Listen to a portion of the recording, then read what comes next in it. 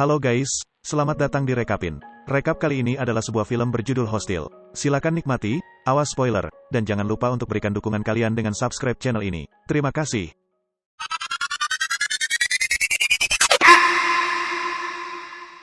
Film ini dibuka dengan dunia apokaliptik, yang telah hancur karena alasan yang tidak diketahui. Umat manusia yang dulunya berkembang pesat telah hancur total, karena hanya beberapa orang yang selamat yang tersisa. Di antara mereka adalah protagonis kita, Juliette, yang sedang berkendara melalui kota yang sunyi. Dia adalah bagian dari klan beranggotakan 30 orang, yang entah bagaimana berhasil bertahan hidup dalam kondisi yang keras. Saat ini, Juliette sedang dalam misi mencari sumber daya yang dapat dimakan.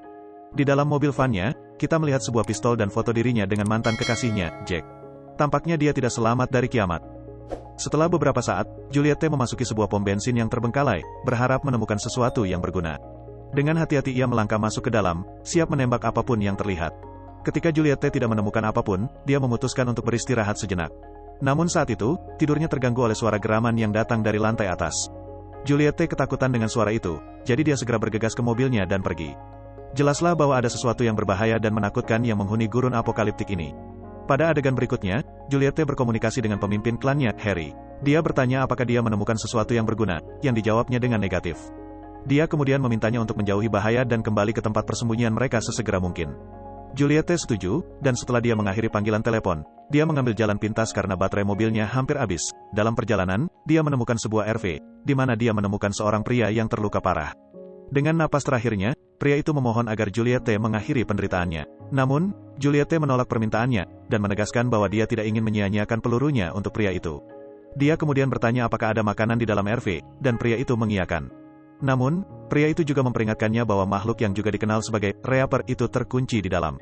Mendengar hal ini, Juliette merenung sejenak, dan akhirnya memutuskan untuk masuk ke dalam. Begitu dia masuk, beberapa tembakan terdengar dan jendela-jendela pecah. Juliette berhasil membunuh malaikat maut yang biadab itu, tetapi ketika dia melangkah keluar, pria malang itu telah meninggal. Setelah itu, Juliette mengumpulkan semua perbekalannya, memasukkannya ke dalam mobil van dan pergi. Saat berada di jalan, dia tampak terburu-buru, karena terungkap bahwa para penuai hanya keluar pada malam hari. Mereka takut dengan sinar matahari, dan menghabiskan sebagian besar siang hari di bawah naungan. Sementara itu, saat Juliette sedang mengemudi, tiba-tiba hembusan angin menerbangkan fotonya. Hal ini mengalihkan perhatiannya untuk sesaat, menyebabkan mobilnya tergelincir keluar jalur dan terbalik beberapa kali. Benturan tersebut membuat Juliette pingsan, dan dengan ini, film masuk ke dalam kilas balik.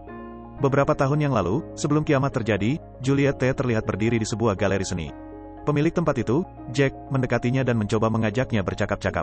Namun, Juliette tidak tertarik, dia mengungkapkan bahwa dia berada di sini untuk makan, dan juga karena di luar sedang turun hujan. Jack tampaknya tidak mempermasalahkannya, jadi dia menunjukkan sebuah lukisan dan memintanya untuk mengamatinya dengan seksama. Juliette dengan kasar berkomentar bahwa lukisan itu jelek, tetapi Jack menyuruhnya untuk melihat keindahan batinnya, karena semuanya artifisial.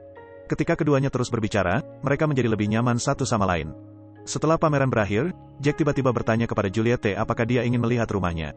Juliette setuju tanpa berpikir panjang dan mereka pun pergi ke sana. Saat tiba, Juliette kagum dengan apartemennya yang tampak mewah.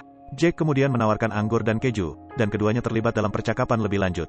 Namun, ketika Jack mulai bertanya tentang kehidupan pribadinya, Juliette menjadi curiga akan motifnya dan tiba-tiba pergi. Malam berikutnya, keduanya kembali bertemu. Kali ini, Jack melihatnya di sebuah bar, di mana dia bersama pria lain. Secara mengejutkan, dia memberinya beberapa narkotika, mengungkapkan bahwa dia adalah seorang pengedar. Kemudian, Jack yang sangat penasaran membuntuti wanita itu ke apartemennya, dan mengetahui bahwa keadaannya sangat buruk. Dia tinggal di antara para pengedar narkotika lainnya, dalam kondisi yang sangat suram.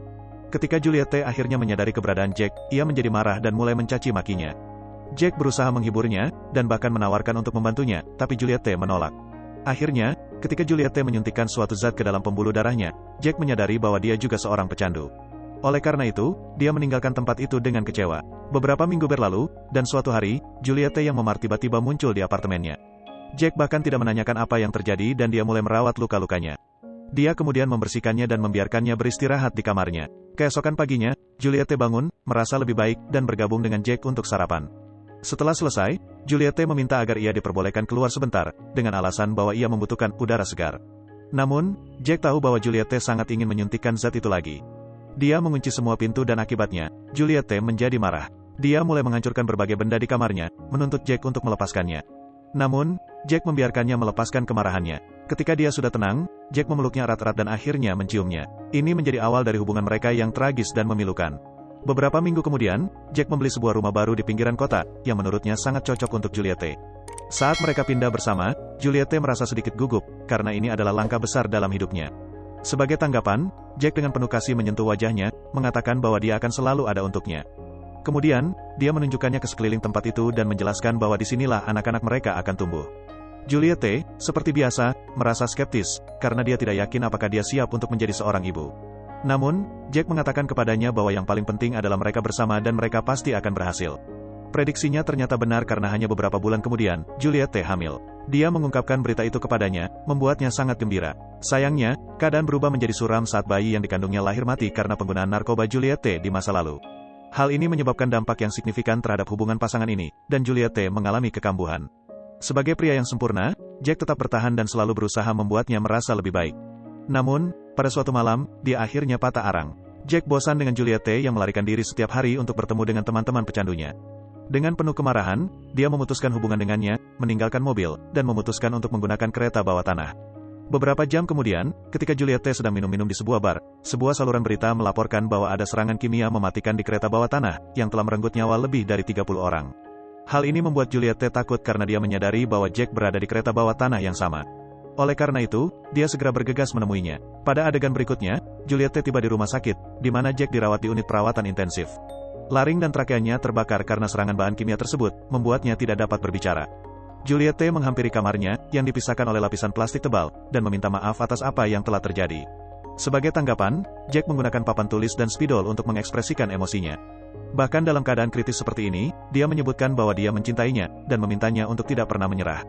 Hal ini membuat Juliette berharap akan kelangsungan hidupnya. Namun, keesokan paginya, saat dia memasuki kamarnya, dia mengetahui bahwa Jack meninggal dunia karena luka-lukanya, membuatnya sangat terpukul. Film kemudian kembali ke masa kini, di mana Juliette akhirnya sadar. Dia merasakan sakit yang tajam di kakinya, seperti ada tulang yang mencuat. Lebih buruk lagi, pistolnya berada beberapa meter darinya. Karena hari sudah malam, Juliette takut dia akan dimakan hidup-hidup oleh para penuai. Oleh karena itu, dia memutuskan untuk mengambil tindakan sendiri. Setelah berusaha keras, Juliette berhasil membebaskan kakinya dari bawah kemudi. Dia kemudian mendorong tulangnya yang retak kembali ke tempatnya, mencuci lukanya dengan alkohol, dan membuat turniket untuk dirinya sendiri. Rasa sakitnya luar biasa, tetapi itu adalah satu-satunya harapannya untuk bertahan hidup. Setelah itu, Juliette mengambil radio dan mencoba menelpon Harry, tetapi sinyalnya terlalu lemah. Tiba-tiba, dia mendengar langkah kaki mendekatinya, jadi dia segera mengambil pistolnya dan bersembunyi di dalam van. Kita akhirnya melihat sekilas sosok penuai ini. Kakinya tampak mirip dengan kaki manusia yang cacat. Juliette dengan gugup mengawasi dari bawah van, berharap sang malaikat pencabut nyawa tidak melihatnya. Namun sayangnya, Harry memanggilnya di saat yang sama, menyebabkan radionya berbunyi. Karena panik, dia membuang radio tersebut untuk mengalihkan perhatian makhluk itu. Juliette yakin bahwa dia akan ditemukan, namun sialnya, malaikat maut itu mendengar sesuatu di kejauhan dan berjalan pergi. Beberapa jam berlalu dan Juliette melempar beberapa tongkat cahaya keluar untuk memeriksa apakah para penuai berada di dekatnya. Ketika dia tidak melihat siapapun, dia perlahan-lahan bergerak maju, masih tidak menyadari sekelilingnya. Saat itu, Juliette mendengar suara, dan ketika dia berbalik, dia melihat malaikat maut di atas mobilnya. Ketakutan, dia menembaknya sekali sebelum kembali ke tempat persembunyiannya di dalam van. Dia menunggu makhluk itu datang, mengarahkan senjatanya ke arah itu. Namun, si pencabut nyawa muncul dari belakang dan menarik penutup jendela, membuat Juliette sangat terkejut. Wajahnya tampak berubah bentuk sepenuhnya, seolah-olah dagingnya meleleh. Juliette berjuang untuk membebaskan diri, dan ketika tidak ada yang berhasil, dia menyalakan mobil dan menekan pedal gas. Untungnya, roda-roda mobil mulai bergerak dan hal ini melukai monster tersebut, menyebabkannya mundur sejenak. Setelah panggilan telepon yang hampir putus, Juliette akhirnya memperbaiki radionya dan menghubungi Harry. Dengan panik dia memberitahunya bahwa dia sedang diserang oleh Reaper di suatu tempat yang entah di mana. Harry berjanji akan datang untuk membantu, tapi untuk itu, dia membutuhkan lokasi yang tepat. Jadi, dia memintanya untuk menyalakan suar yang terletak di dalam van. Juliette melakukan apa yang diperintahkan dan akhirnya alat itu berfungsi. Namun, saat dia melihat sekeliling, dia menyadari bahwa si pencabut nyawa telah kembali. Reaper tersebut meluncurkan serangan mematikan terhadapnya, namun tepat pada waktunya, Juliette menyalakan lampu depan, menyebabkan Reaper tersebut melarikan diri dengan kesakitan. Setelah itu, ia kembali menerima telepon dari Harry, yang menyebutkan bahwa ia telah melacak lokasinya. Namun sayangnya, dia tidak akan bisa tiba sampai pagi hari, karena saat ini terlalu berbahaya. Hal ini membuat Juliette sangat terpukul, karena ia menyadari bahwa ia sekarang sendirian. Beberapa saat kemudian, dia mendengar sebuah kendaraan lewat, jadi dia dengan putus asa membunyikan klakson untuk meminta bantuan. Seorang pria mendengarnya dan menghampiri mobil van-nya. Sayangnya, dia ternyata seorang kanibal. Dia secara paksa memasuki van dan mencoba menikam Juliette, namun saat itu juga, si penuai muncul, menyeret pria itu keluar dan membunuhnya. Saat si Reaper berpesta dengan si kanibal, Juliette berpikir untuk melakukan hal yang tidak terpikirkan. Namun kemudian dia teringat kata-kata terakhir Jack, yang memintanya untuk tidak pernah menyerah. Hal ini memberinya motivasi yang cukup untuk terus hidup, jadi dia memutuskan untuk melawan. Dalam tindakan terakhir yang penuh keputusasaan, Juliette mengeluarkan 2 tabung bahan bakar. Dia kemudian menyalakan suar dan melambaikannya untuk menarik perhatian si penuai. Ketika akhirnya muncul, dia mengarahkannya ke tabung bahan bakar. Juliette kemudian menembaki tabung-tabung tersebut secara strategis, menyebabkannya meledak. Namun, yang membuatnya kecewa, si Reaper yang licik itu berhasil melarikan diri tanpa terluka. Setelah itu, pertarungan pun terjadi di antara keduanya. Reaper terus menyeret Juliette, tapi entah kenapa tidak melukainya. Mengambil keuntungan dari hal ini, dia menembaknya 2 kali dari jarak dekat, tampaknya menghabisinya. Namun, ketika matahari akhirnya terbit, si pencabut nyawa tampak masih hidup.